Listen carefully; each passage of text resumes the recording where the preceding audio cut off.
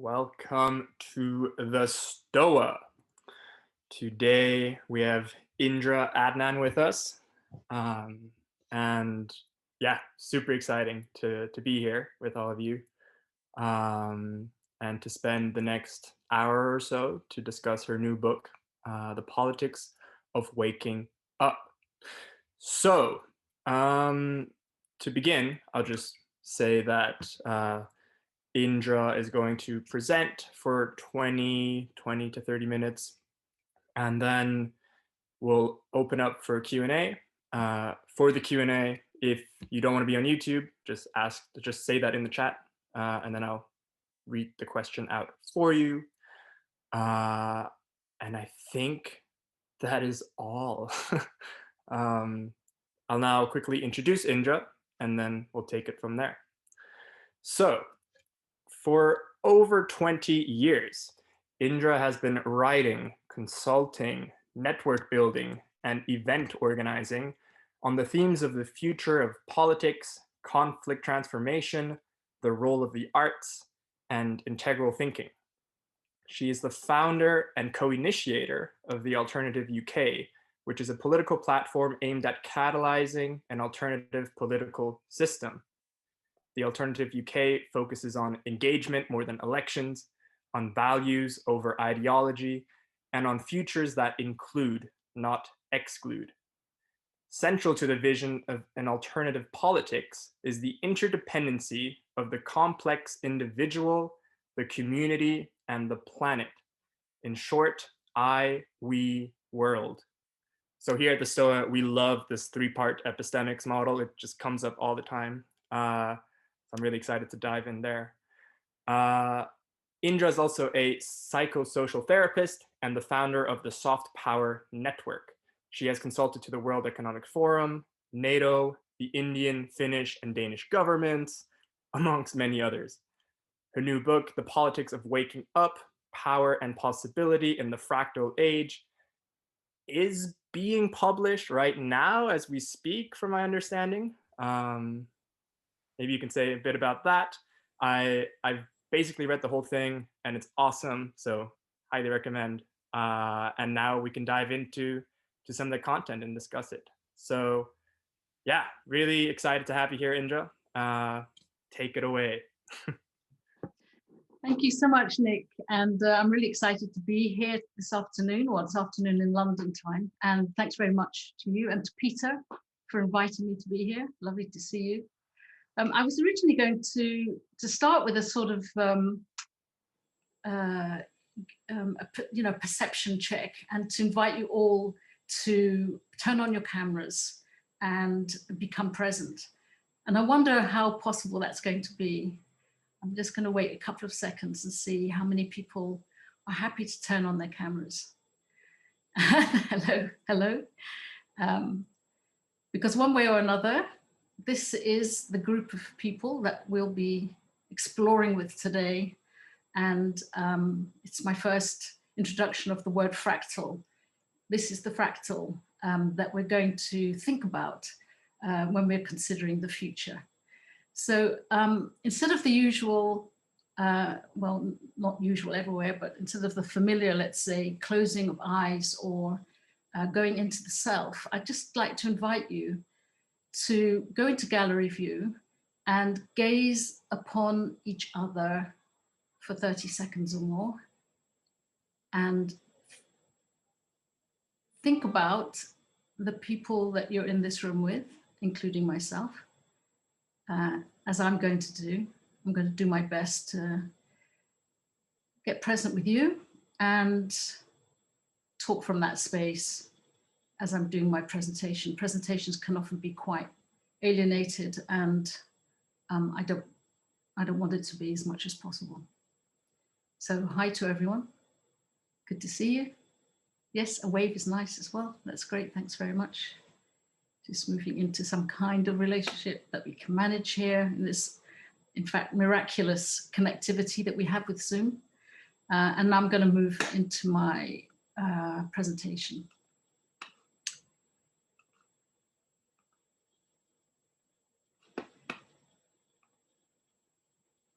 So, as Nick described. I'm a psychosocial therapist.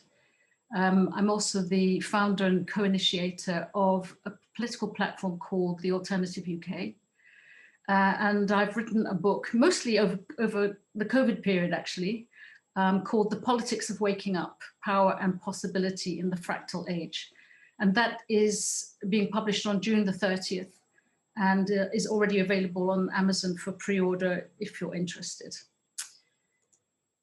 So we began the alternative only 4.5 years ago with the question, if politics is broken, what's the alternative? And of course, you know, the idea that politics is broken is a huge claim, but you know, it was at this moment that we decided to start. It was the moment of Brexit, and the very day that we started was the day that Jo Cox was murdered, simply because she was representing the Remain side in an issue of, you know, should the UK continue to be part of the EU or not? And that was why she was murdered. And on the right-hand side, you'll see a seminal moment, perhaps, for American politics when the Trump supporters stormed the Capitol. Somehow, our political system has led us to such profound division that this kind of thing happens, and it's high emotion, but people feel as if their lives and their futures are at stake, even when it all rests upon a single vote. So what is the possibility for the future? And we were asking ourselves, when we think about democracy, we nearly always go back to Greece and what we call the birth of democracy. And, you know, should we even ask ourselves, have we founded our democracy on even the right idea of who gathers, how do we make decisions, who's present in the room? And at the heart of our politics today is a poor notion, really, of what it means to be human. Almost entirely, it is based on this concept of Homo economicus, that we are material beings first, everything else comes after. And for that reason, you know, political parties have got responsibility to us, mostly in terms of giving us jobs or a roof over our head, maybe a tax cut, and that it's fair enough to build our, you know, our shared space on an idea of a growth economy, that, you know, the future is really resting on growth. And that is a poor conception of what the human being is and what the human being is capable of. And we're really living in the times now that is questioning that actively, and it's changing, but we don't yet have a politics that reflects this new understanding. Right at the heart of what we're now understanding about ourselves is that we don't only have physical and material needs, we have profound emotional needs. And this is not the same as saying we have emotions. Our emotional needs are what drives our behavior. So our need for attention, our need for status and belonging, the need for autonomy, the need for security, the need for meaning and purpose and intimacy. These are all things that we, you know, easily understand are deeply motivational to us, and yet our current political system cannot really contain those needs.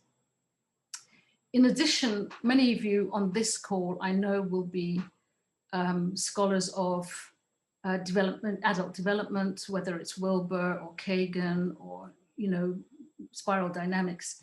This idea that we have different capacities for agency, that we see the world differently, that if you get a room full of people, probably even this room, will all slightly relating to the space in a different way. And that even within ourselves, we have multiple capacities for agency. There isn't a single way of looking at the world, and there's not a single way of questioning or trying to liberate our own agency. In addition to that, we're very aware of ourselves now, since the birth of the internet, that we are naturally relational and networking entities. We're not simply transactional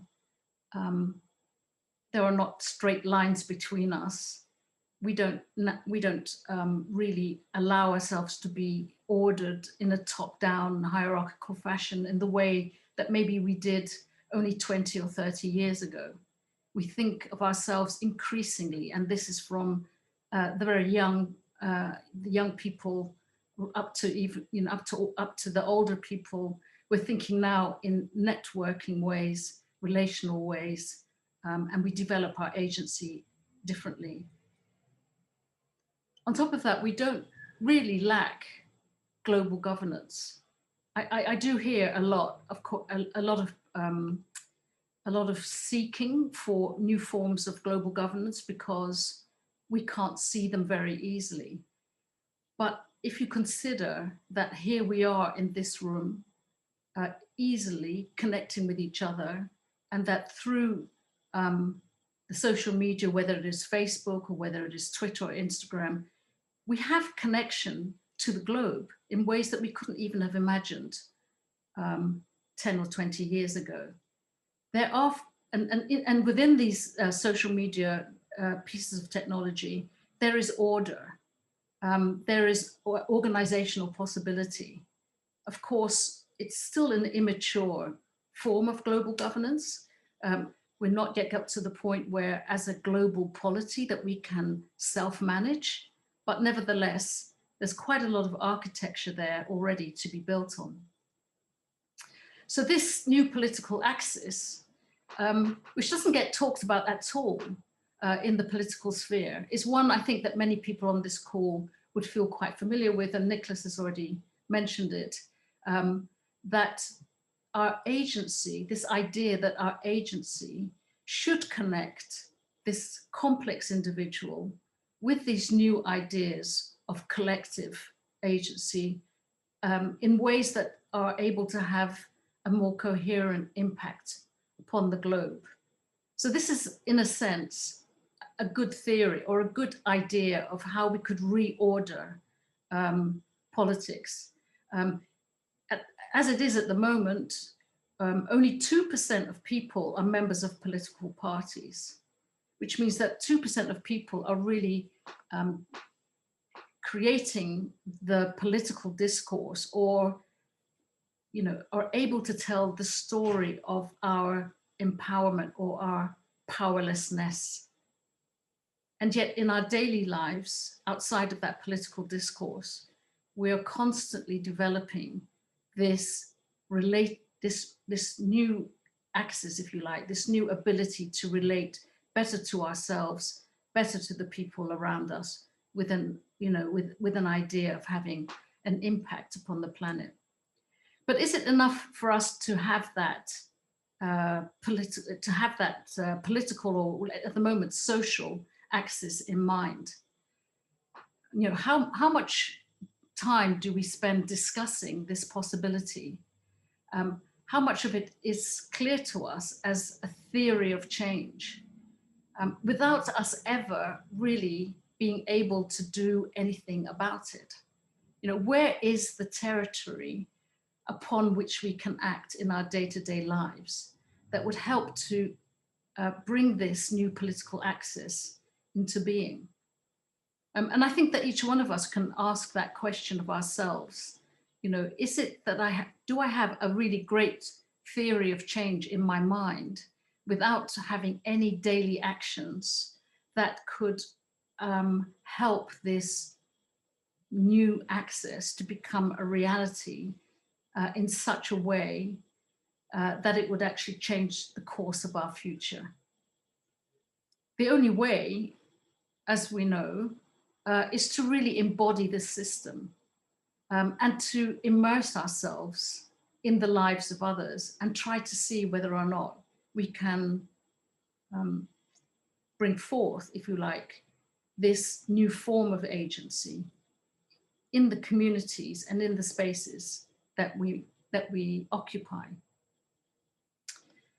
So when you're thinking about a new political system, it's quite clear that we're not going to be able to realize a new political system without a significant ontological shift a new way of being and feeling political, a new way of occupying and making real our sensed agency.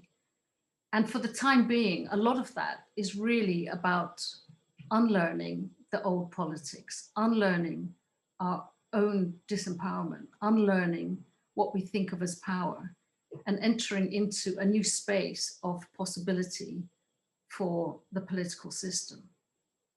And within that new ontology, if you like, soft power might be more effective or more prevalent than hard power.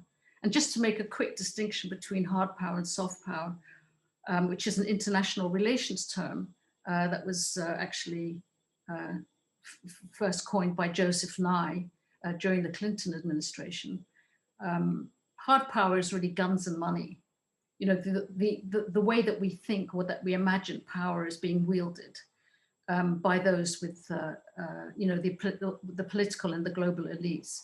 So hard power, guns and money, the ability to control us, the ability to coerce, the ability to make outcomes happen.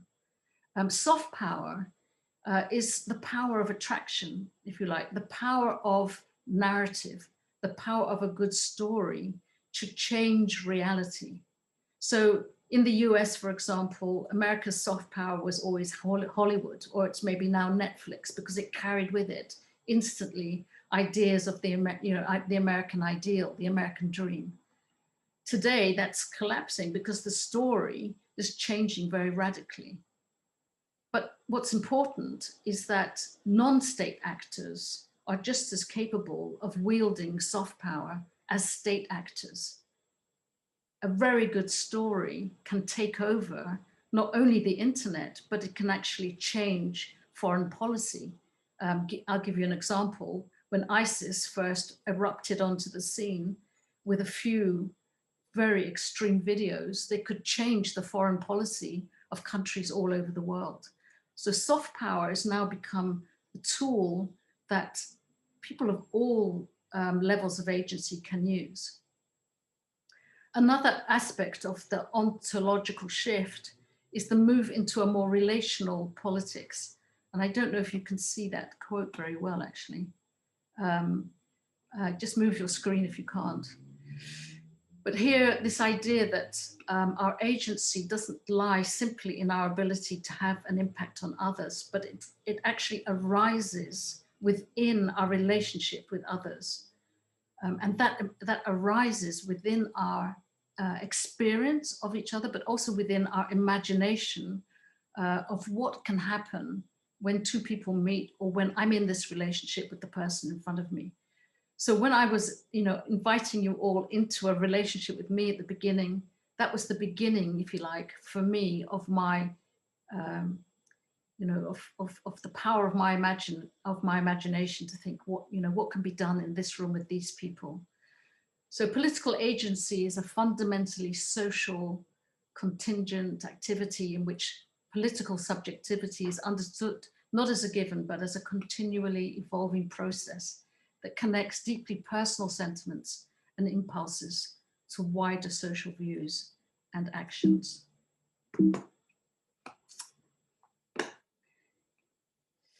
So I'm just going to move my screen again. And helping us to get there is, are many, many forms of new technology, which aren't simply the social media that we're taking part in, but very subtle new sense-making tools, such as the one that you see on the right, which is to do with SenseMaker and Dave Snowden's work. On the left, you see an example of Polis, which was first developed in Taiwan with Audrey Tang. There's many new forms of technology that are taking us into a new felt sense of each other, which are already defying the simple left-right divisions that exist all over at least our Western world. So, yeah. Oops. Were you still there? Sorry, I've just lost my screen. Okay, take that away. Sorry about that.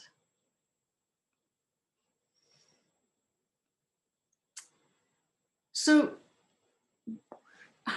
what is the biggest problem really for all of this burgeoning agency that I've been describing, or all of these new possibilities that are arising from within the felt experience of people in this age in which we are developing our own, but also developing our shared and collective agency? The biggest problem really is our fragmentation, our continued vulnerability to elites who will, who will spend their money, creating more division or polarizing public spaces. In a way, the most difficult part is containing our energy, or finding spaces in which, all of this burgeoning energy and creativity and imagination can actually find some form of traction. And one of the things that we've been doing, perhaps the most important thing that we've been doing with the Alternative UK, is identifying what kind of containers are necessary for this new form of individual and people power. And we've been prototyping around the UK what we call community agency networks, or citizens action networks. It's become a generic term now, because not only are we prototyping them, but we've seen that these new forms of shorthand CANs have been arising not only all over the UK spontaneously for the last 20 years, but now that we're looking, we can see that they've been arising all over the world in different forms. So anywhere that complex containers of citizens with multiple forms of agency are moving together are what we would call CANs. And these are the new, if you like, the new possibility of a political unit that would help us to develop our democracy and help us to move into fractal and global relationship. So in the center, you'll see all these different terms for these kinds of CANs, the kind of technology that serves them, and the planetary needs that can be, enhanced, at this level of contained human agency. So just to go back slightly to the bigger picture, the context within which this has all been happening. This is just, quite maybe a rather a radical sense of what may have been going on for the last 20 years.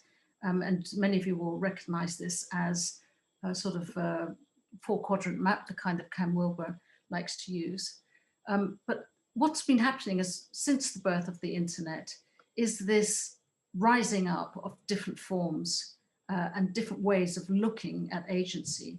So on the one hand, in the individual, there's been this sense of the non-state actor, quite emotionally charged, trying out, testing out what kind of power they can have in the global space. More and more people on the top right, we're talking more and more people actively forming, sorry, there's an emergency behind me, actively forming micro-solidarities of all kinds as a way to move into relationship with others, but beginning to find agency. Within that, there's a much bigger cultural picture of what I'm going to describe as feminization, as a shortcut to the spaces becoming more networked, more relational, more holistic, more regenerational.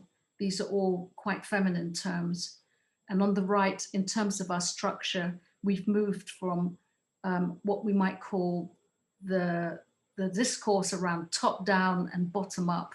We've moved into a more holistic idea of cosmolocalism, which is really the whole global system appearing at the local level in a place near you. And in order to ultimately contain all of that, When I'm talking about, as I have been talking about, and I'd like to discuss more with you, this idea that all of this is happening and that all of this is slowly moving into a kind of a structure that we might be able to identify with, occupy with our, increasing, our increased and growing consciousness of a globe as something that we can actually occupy ourselves. At the same time, we know that the current political system, the current civic society, if you like, is not ready for that. So are we going to wait? Is this a question of, waiting for, for decades to slowly convert or reform the current political system? What I'm trying to suggest in my book is that we should accept that there needs to be maybe something like a dual power system in which the people finding each other, developing in ever more sophisticated ways, ideas of people power, may have to, in a sense, be more autonomous, have a slightly more anarchic feel to it, and keep growing their power, but always, in a sense, seek out some sort of partnership with the current political system.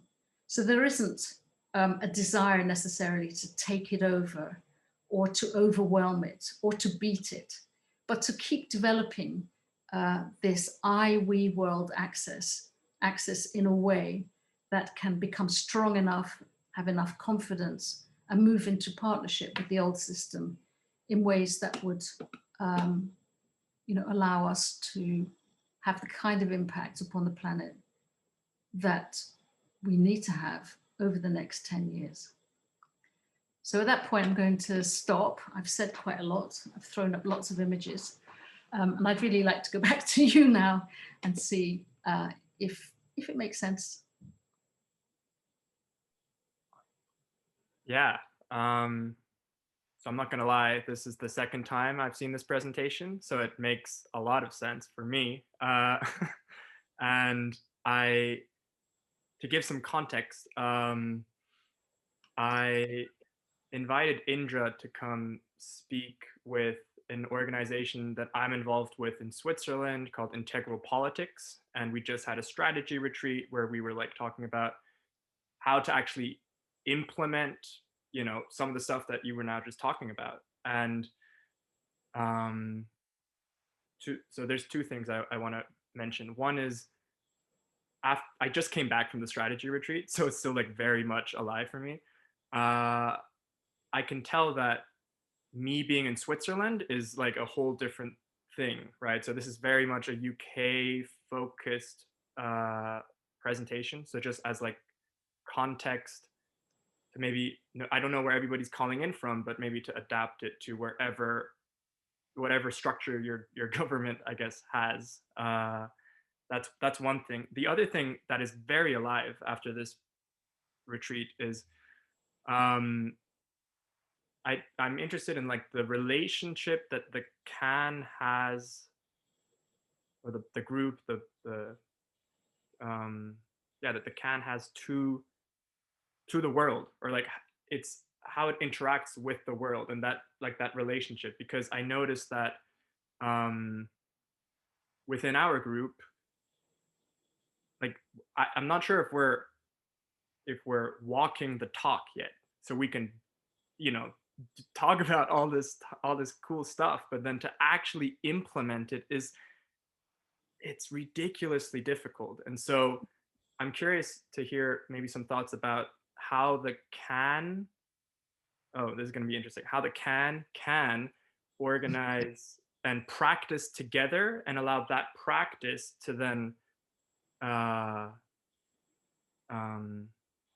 sort of impact what they do in the real world, if that makes sense. That's sort of what I'm trying to go into. Does that make sense as a vague question? Yeah, no, that's a good question, because if we try to begin it, if you like, I'm now going to make something happen. That's quite a steep hill to climb. I agree with you. But if we begin to look instead at our environment with a different pair of eyes, and see that we do naturally organize ourselves as groups of human beings, either around something that we enjoy or sometimes in response to a need. So for example, over the COVID crisis, and I would say, Nick, that my examples are coming from all over the world, in fact. That's the point at which I started to get excited, when I saw that what we were trying to design was something that already existed in so many ways, because it's quite a natural way for people to behave, in fact. So, during the COVID crisis, for example, all over the world, what we call mutual aid networks just sprung up. They sprung up in neighborhoods all over the UK, but then we saw that they were springing up in neighborhoods around the US, in neighborhoods around, in India and in Africa. And they're difficult sometimes to recognize as cans, because they just look like, the community in the usual sense of a community. But the shift that's occurred over the last 15 years around the use of, for example, WhatsApp, and now, particularly over COVID, the use of Zoom, has really shifted the experience of us coming together to make things happen. Now, the relationship between the people in the room, for example, is much more deeply personal and emotionally shaped and driven than it ever was before. And so therefore, the relationships that are being made are much stronger than if, for example, you met in a church hall simply to have a meeting, to have an agreement about something, and then dispersed again. Nowadays, when people meet, they have WhatsApp, or they have, all other forms of social media. They get used to each other's behavior. They allow a lot of emotion to arise. They are honing their ability to deal with the emotions arising. But if it's happening with a view to how do we help each other in the crisis, we're looking at people in their own homes, reaching for their resources and sharing with them. I mean, the experience of being in places of belonging, of empathy, of agency is changing and shifting. And I think that it answers a lot of one of the biggest needs, if you like, of a very alienated and fragmented system, is this desire for belonging. And the appearance of cans, answers, the belonging, more than anything else. People like to join, people like to continue to be part of something. If you're asking how does that impact globally, well, it's simply that as cans are forming, they're taking their resources, not just from what's in their local community, but they're taking their resources from the global commons. A problem that's been solved, for example, in a call that we were on, a problem that was being presented by a can in Mexico was being solved by a can in South Africa. And there was a very, vibrant conversation between these two different places, which was simply about, how to gather well and what kind of food should be served at these gatherings. So I'm sorry, I'm saying quite a lot in your response, but it's something to do with our daily lives changing and our experience of each other changing, that is being contained in structures that are quite real now, in places, in communities around the world.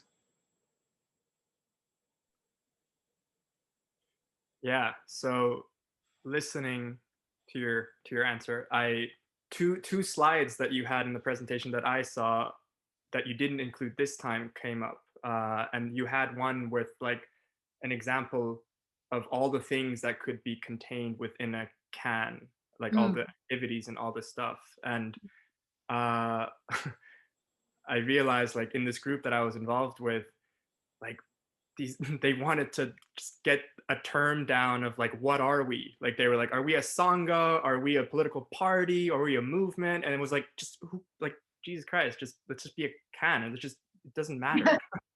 uh, Exactly.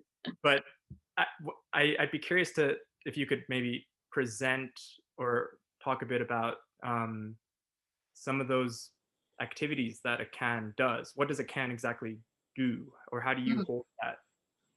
Yeah. Yeah. I mean, we came to that drawing, which I could find for you if you like. We came to that through a process called a collaboratory. So we went to Plymouth in this case, the first one we went to. We did a bit of deep hanging out in that space, meaning we tried to find out who lives here, who were not simply the usual suspects, but usual suspects are the people who are already civil society organizers, or the people like ourselves who might even talk about shared values, or these people exist in every town, the people who are already actively community organizing. So that's one core group, if you like. And then the deep hanging out was about us trying to find out who else is in this city, who's living here, that without involving them, um, nothing new would be achieved. So say, for example, in Plymouth, we found out there was a very large naval community. There was actually a naval base there.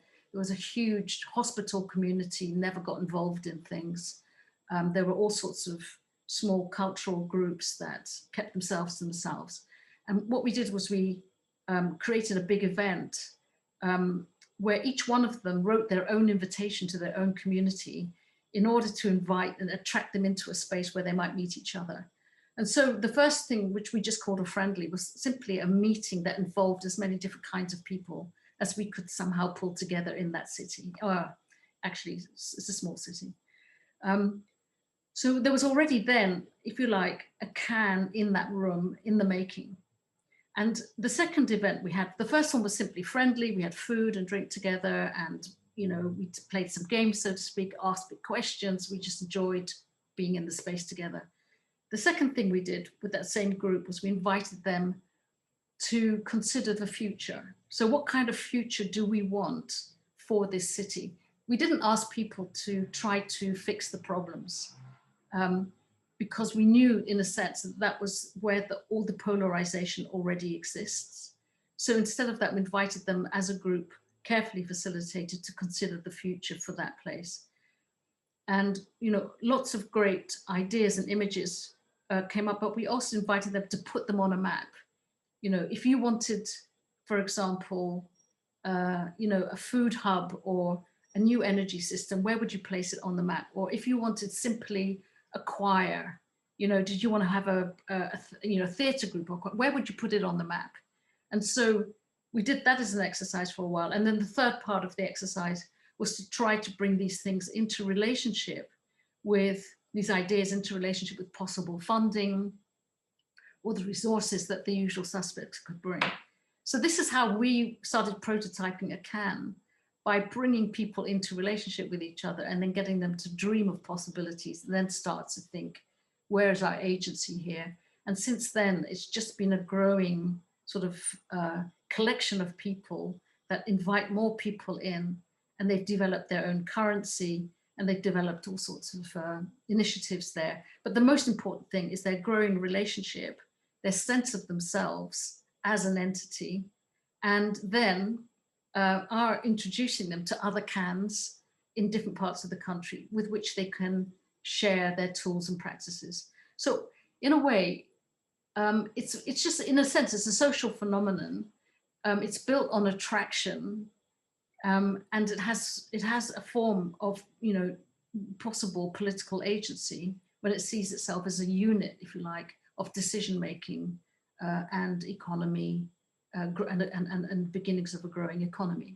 So, of course, these are all very ambitious ideas, but it's really the readiness of people and the yearning of people to be able to do this kind of thing that was really what made it possible for us to set, if you like, to light the match and to get things going.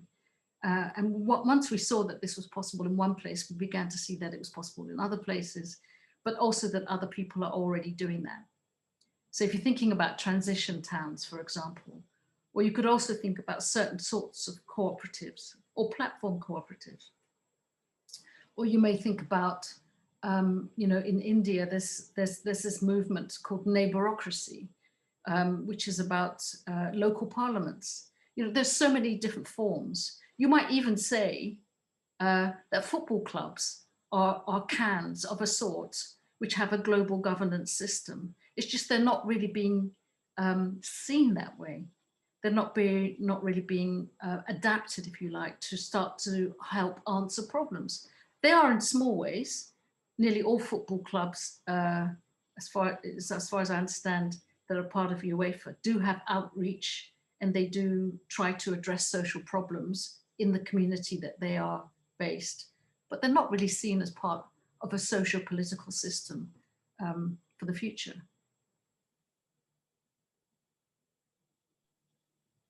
That's inspiring, just to see like huge football teams as a social movement engaged with like the energy that is present.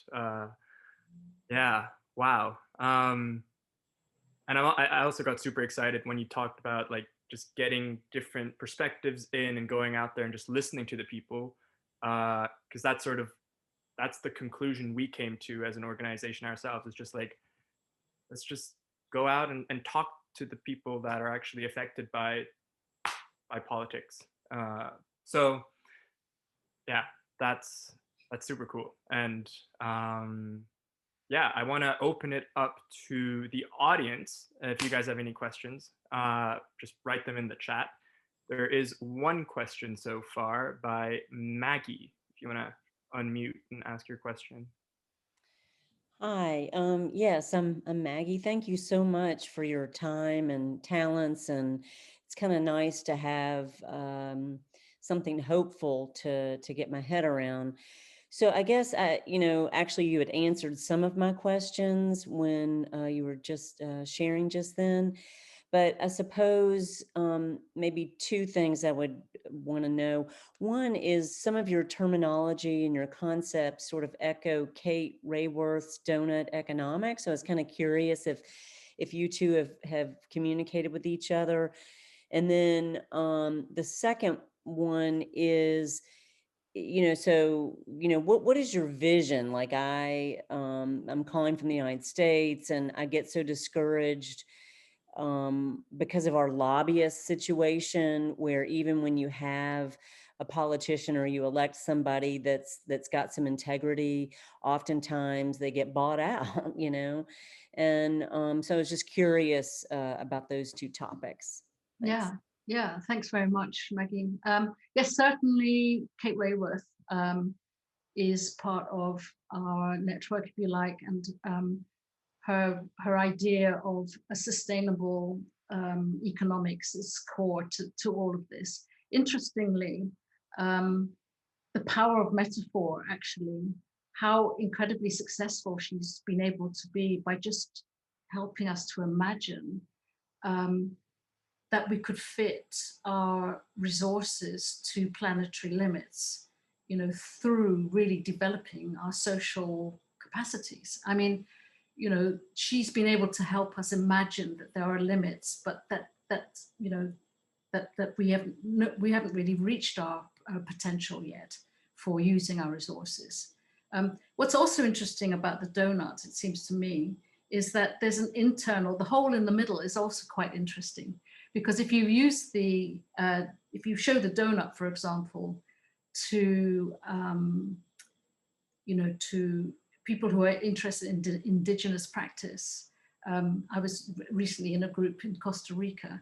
The inside of the donut is also very important because it suggests to them our internal lives, and how we order our internal lives is absolutely key to how we start to behave socially without doing that, we wouldn't be able to make the kinds of relationships that are then thoughtful about planetary limits. So, all of that is absolutely relevant. In fact, one of the projects that we're working on is called Bounce Beyond, and it's an attempt to bring all what we call the next economies into some sort of relationship with each other. And by next economies, I would include well-being economy, the regenerative economy, the buen vivir economy. There are many, circular economy. There are many ideas of new economies. Donut economies, probably the most well-known now, that are slowly moving into relationship with each other.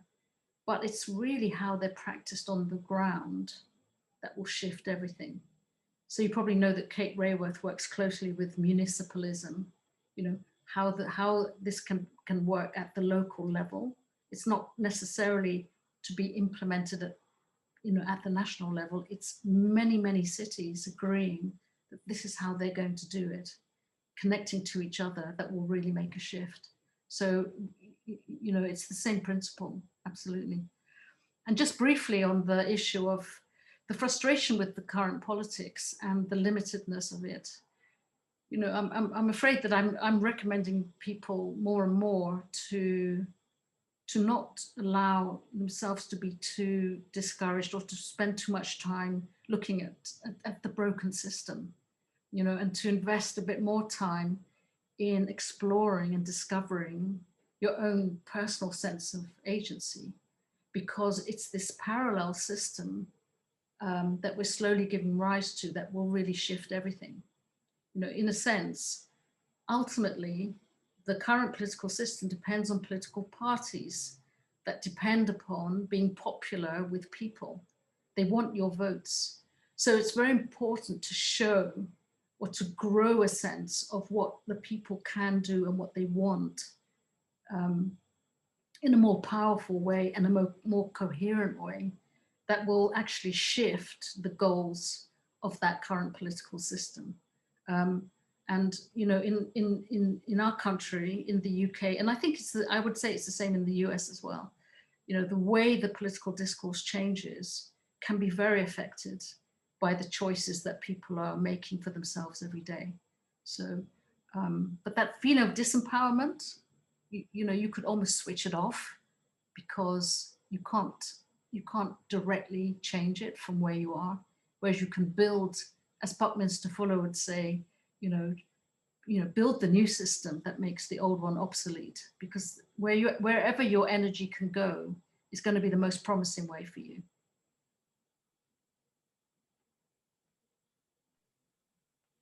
Awesome. Sarah has a question about power dynamics in cans. Mm. Oh, thanks. Yeah, my question would be, so you've got CANs, so many decentralized organizations implementing local projects. And my question was, how do you make sure that you have both convergence and at the same time keep a healthy power dynamics? Because you're going to have people with different trauma, people with different worldview.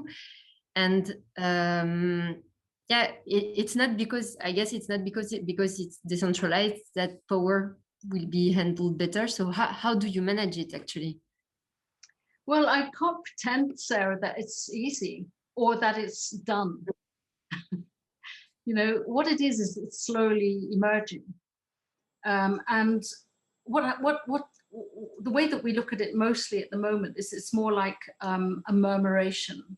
If you know what I mean by a murmuration, the way that birds sometimes flock together and they create amazing shapes. And if you look carefully, then they're flying close to each other, but they're not flying in ways that impede each other.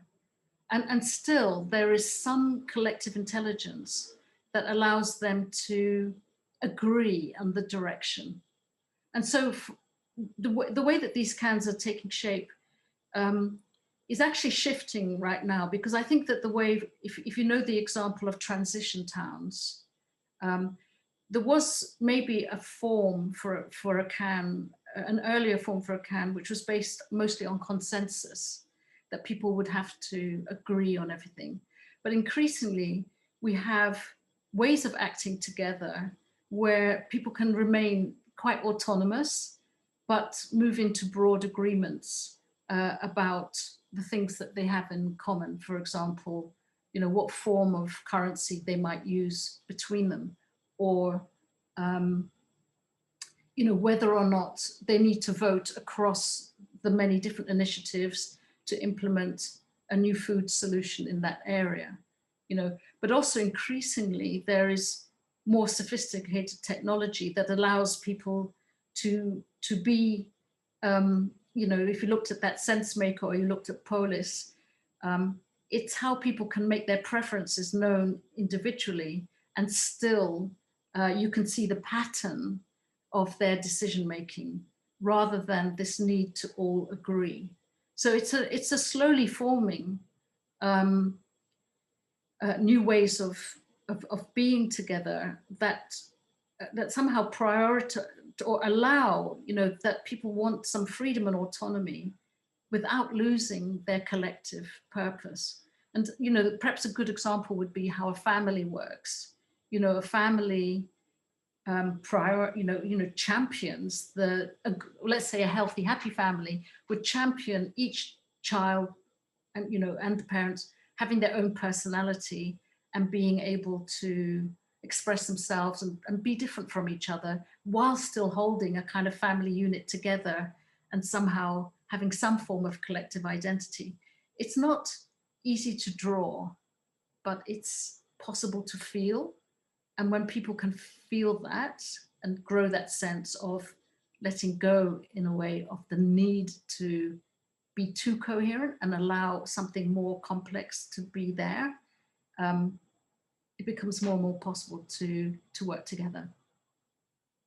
Does that make sense? Yeah, well, thanks for your answer. It's I guess it's going to be a huge challenge, but for all of us. Yeah. And I would say that the outside pressure, you know, of our multiple crises, it plays a big role. That people feel a need to put things aside in order to come together more than they used to, which I think again goes back to the donut economics. That these new forms of architecture can contain, can contain our energies, allow us some form of agency, but also require us to give up, you know, what might have been our usual expectations about dominating the space. And I just think that Peter had also a question linked to power also at the same time. Peter. Yeah, just to flag the time, Indra, are you good to say 50 minutes after the hour? Yes, I'm fine. Yeah, that's fine. Okay, cool, because we didn't really set the time on the event page. Yeah, like Sarah touched on some of my questions. I guess first to preface, like here at the STOA, and something that I'm particularly interested in is sort of the intersubjective and various kind of practices that help people be in right relationship with each other in small groups, like the we space or circling or restorative circles, empathy circles. Like we experiment with all that type of stuff. And it's so good, that stuff. But it could be weaponized, and it could be misused still. And so having a really good power literacy of like power machinations that happen in a group is quite important. And I think the feminist Joe Friedman calls it tyranny of structurelessness. If you have no kind of like concept of power literacy, then people can do all these sneaky maneuvers behind the scenes. And so I guess this question is like, what are the prerequisites in order to do a can well? You know, like what kind of intersubjective capacities do you need, and what kind of power literacy do you need to have? It's a very important question. And, you know, I think maybe I lived with that for decades, you know, before I came across the concept of the human givens, which is what I described as the emotional needs. Because quite often I find that people organize and have a sense of what it is they're trying to achieve together, but don't acknowledge their own needs in that space. And in fact, worse than that, we've somehow in the societies that we've created until now, we've problematized those needs as well. So for example, the need for status, has been problematized. The need for autonomy, to have some control over your own life. The need for control itself has been problematized. The need for privacy is sometimes, well, it's very often completely ignored by people who insist on the we-ness of everything. They forget. And unless you acknowledge or become familiar with these emotional needs, I don't think the rest can happen. So one of the things that we're teaching where we can, but especially to young people, with the program we've got called Way to Live, learning from a young age, how to get your emotional needs met well, and that you can get them met yourself, that you're not dependent on others to get them met, is a core learning. When that happens, people can be in spaces more easily where they can be responsible for their own actions, but also are able to observe the actions of others. So while what you were saying was probably a very complex and challenging problem, and one that we've come across so many times, the shift is quite fundamental in my view, quite an early shift from trying to create spaces that are safe for everyone to moving into an era, if you like, where education is about learning how to take responsibility for your own emotions. So this is something at the core of our project. And because I'm a psychotherapist myself, I know that once you're awake to it, once you're acknowledging that you can be in charge, or you can own your own feelings and have some control over them, it shifts everything. And it shifts everything that's possible for the we space. And in particular, I just want to highlight one of the most painful waking up moments is when you realize that the whole public space has been designed to addict you to stuff. That that was quite knowingly done by psychologists, psychiatrists, psychologically ingenious people, who married material products to our emotional needs. So as we go about the day trying to get our emotional needs met, starved of any privacy and completely harnessed by the work ethic, we are fed handbags to give us status, Coca-Cola to give us belonging, Nike to give us our meaning and purpose. We're fed all of this in the full knowledge that we will become addicted to these consumer products. That's how it lives. This is how we live. This is how our growth society can continue, because we can't be in possession of our own, getting our own emotional needs met in new ways. So I don't know if that was actually an answer to what you were saying, but I do know that that's usually the missing key to a lot of very difficult we spaces. And to do a follow-up share, I have an acting background, and my acting mentor used to call it our instrument. Get your instrument right. And there's this technique in acting I quite like, and it's amazing. It's emotional affective patterns. So in order to avoid the trauma that can invoke in method acting, you just kind of do this breathing techniques that reliably engender emotions like fear, anger, joy. And then people who engage in the emotional affective patterns, they have such emotional agency afterwards. It's like incredible. So just like kind of this text and psychotherapy obviously is involved in that. I think is really, really key. Well, and I will just say back to you that in my experience, people who are trained artistically, often in theatre, can be the most effective people in a political movement. for exactly the reasons that you say. And we always use artists and drama, drama, people who are skilled in drama workshops. And so we always use them as facilitators in our spaces, precisely because of what you just described there. The training there is remarkable, actually. Great. I know something about you now I didn't know before. That's good. Yeah, in reference to the what you just said about addiction, somebody wrote in the chat, Adam Curtis, and he has a lot of really good documentaries to check out about this and other related stuff. So to end our session, Jay has a really cool question that a lot of people also +1'd. So Jay, do you want to ask your question? Sure. Thank you, Indra, for being with us today. It's been really great. So the example you gave about how a can could kind of come together, it involves a lot of, well, people just hanging out, spending time together and talking about what they desire, what they value, maybe what sort of vision they have for what the can could do.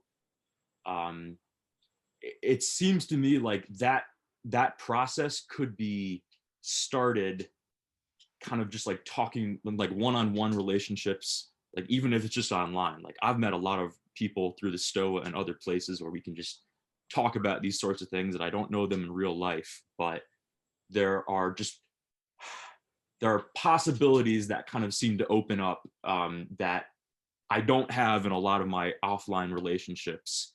And so I'm wondering if you could talk about what sort of potentials you see for how to like start something like kind of like moving towards building real life embodied cans, how that could kind of start in one-on-one relationships, specifically online relationships, and how to kind of move from that point into something that's more of like a larger tribe and also in the real world.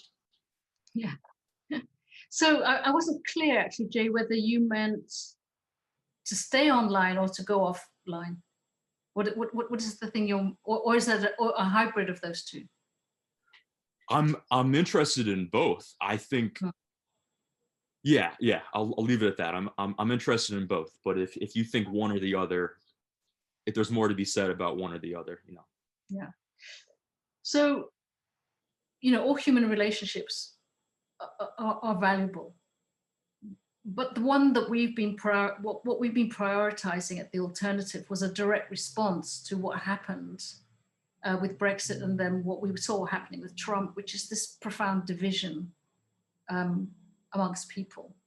So I would say that it's very important to remember that you're trying to address difference. You're trying to address the lack of relationship amongst people who have been artificially, if you like, or deliberately divided by our current political system. So the polarization that exists is the very thing that we're trying to address. So in a place, it's the easiest way to contain a set of relationships, as if it occurs in a place. When they occur online, it's possible to grow tribes of like-minded people who share values that are attracted into that space. And I would call, maybe the Stoa is one of those. I don't know how much difference there is amongst the people who gather. And there's a lot of joy to be had, in the micro solidarities, if you like, of people who can find each other and share similar outlooks or share a yearning.